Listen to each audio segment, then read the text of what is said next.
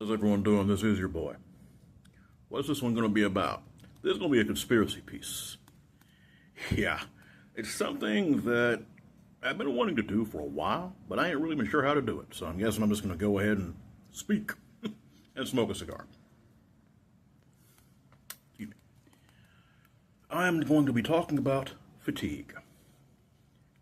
And of course, me folks seem to try to put this, of course, towards black fatigue. And I think that is all by design, and I think it's, to a degree, foolish. Very foolish. I'll tell you why. You have to think about this. I'm just going to tell you right now. People in general are tired of bad behavior. It's just that simple. However, the mistake is narrowing it to one demographic. Don't do that. That's where people are being blinded and distracted. Now, don't get me wrong. There's some legitimate stupidity that needs to be called out. But I'm going to go ahead and put out some stuff. Those in power don't like us. They hate us. That's the first thing you have to understand. And it's not just about us being so-called useless eaters. Sometimes they hate us for the color of our skin, our beliefs, or they just hate us because we are not like them, or maybe too much like them in some ways. In the end, it matters, but it doesn't. Basically, they are against God's plan, and they want us dead. Yeah, just putting it out there. And since I don't make profit off of my YouTube channel, I can kind of get away with saying a few more things than if I was monetized. Excuse me. So, just putting that all out there right now. Now, why the hell would they want us going at each other like this? It's a simple thing. Think about it. YouTube channels, I mean, don't get me wrong, all kinds of YouTubers are putting this stuff out. It's entertaining to a point. But you have to understand something. When you have any demographic of people embracing their own negative stereotypes, I mean, willingly, there's programming behind it. Think about this. I remember being a kid in the 80s, the 90s. I was a teenager in the 90s. I was a little boy in the 80s. What the hell was going on in the 80s? Damn Junebug. Anyway, what the hell was going on in the 80s? Well, this was really when rap started becoming, I mean, it was kind of, you had hip-hop and different variants, but it was more rhythm and blues and stuff like that, I love R&B. Don't get me wrong, I do. Even some rap I enjoy. But I'll tell you right now, it became very prevalent, really almost in the late 80s, the early 90s, is when it really started hitting, I'm just saying, especially the younger generations. And of course, it was focused towards black folks. But at the same time, different individuals also were hit by this. Actually, the Hispanic, at least where I grew up in Houston, actually Pasadena at the time, the Hispanic population was hit pretty hard with this too, which is interesting in itself. Like I said, I mean, I enjoy some of those old songs, man. I love some of Snoop Dogg's oldest stuff. I love Bone Thugs and Harmony, even now. I mean, I'm just saying, the thing is, it was different to a point. This gangster rap they had back then, even then, I mean, yeah, it was kind of glorifying and everything, but at the same time, the songs were different. But even then, it was the beginning of a design. What were they about? Of course, street life, things like that. But also how hard it was to deal in the streets. And also, there were songs about wanting to get out of the streets. You know what I'm saying? It was like, man, this is hard. I mean, life day to day is hard. And staying out of the joint at times. There were mainly songs about living the life, but also trying to get out of the life. You know what I'm talking about. Then, of course, you basically now spread further to, let's say, the early 2000s. And the next decade going on, you have this drill rap come out. And that stuff is nothing like before. Nothing like before. It is literally the most debased, debauched stuff that you can imagine. I mean, it's like metal. I love metal. If you guys ain't figured out, I'm a metalhead. Always have been, probably always will be. Of course, country speaks for itself. I like that too. But all these, there were certain elements of that. Death metal especially, which I will not touch. Just all kinds of scary shit started coming out around certain time periods. But we're focused now, like I said, on this drill rap mess. That in itself, it's programming. It programs people to think, because music is programming. Don't ever kid yourself. There's subliminal messaging. There's also the beats, the instrumental. Us human beings are designed around that, whether we like it or not. And it's literally, think about this. A lot of that is primal. It's literally based around chanting, which is, it speaks for itself. Almost all music is to a point.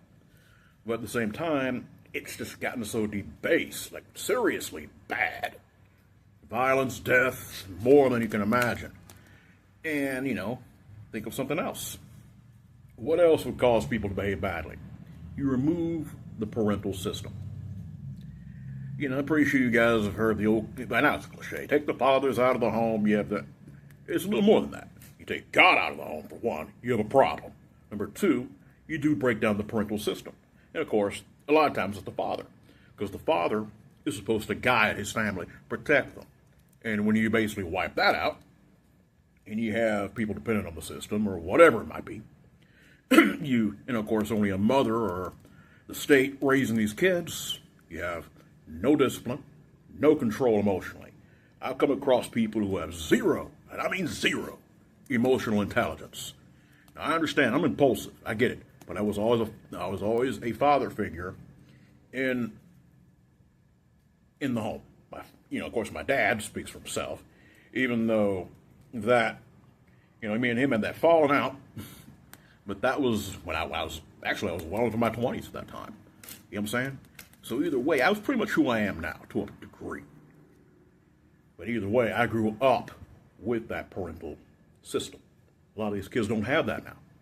So what do you have? You have people that have no emotional intelligence at all, no restraint, sure as hell no impulse control. I'm being very emphatic on this because I feel I have to be. So what do you have when you have that? You have a hot freaking mess. And of course, these kids grow up. Just like all human beings do. You can't stay young forever, let me tell you. So what do you have? You have chaos, people with no regulation, and of course, what happens? So think about it. A lot of our economic, how can I say this to make sense? A lot of our economic system is based on the prisons. People don't want to hear that, but it's true. And trust me, I've been around cons off and on a lot in my life, let me tell you. And they'll tell you these things. Straightforward.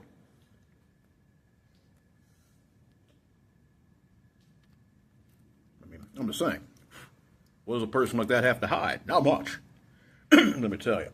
And of course, you have also something else to think about. Drugs.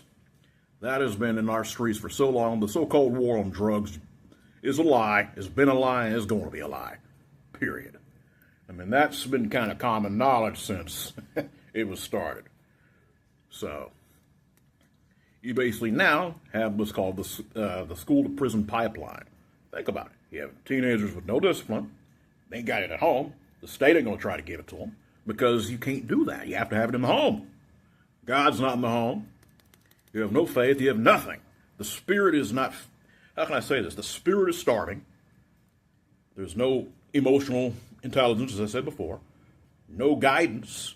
They got, us human beings, we are very sociable creatures.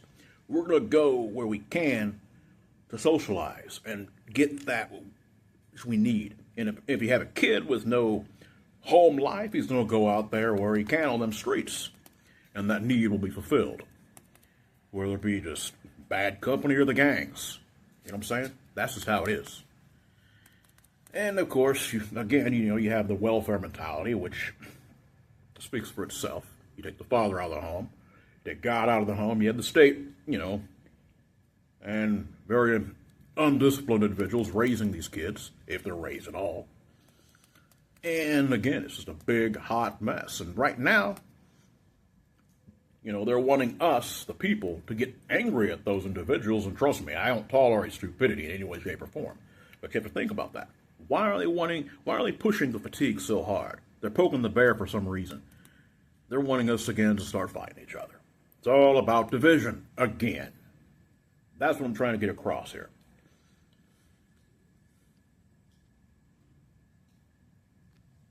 This is by design, by very evil people who want us all destroyed. Now, maybe I'm sounding crazy, but at the same time, it doesn't get much more of a conspiracy than that.